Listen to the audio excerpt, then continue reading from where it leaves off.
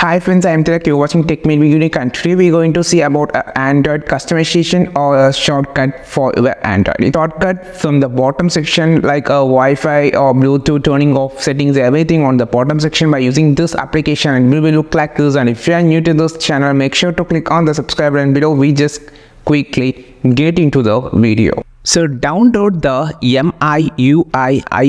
Miui custom notification application from the Play Store first. Then you have the custom option on the bottom. You can see you can just access by using on the one finger. You can just access every settings like Wi-Fi, brightness setting or location setting, everything on one hand. So this option enables, or you can just enable the ring volume. You can just enable more settings by using this option. You also have a premium colors choosing. You can just have a free colors like orange if you just need it.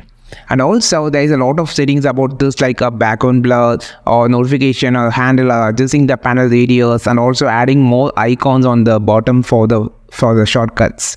So if you just need to make a shortcut from the bottom section, you can just try this application. I think this video helped you a lot. Like this video, share this video, subscribe this channel. We will meet our next video with super valuable content. This is Tilak signing off from Tech Made Be Unique.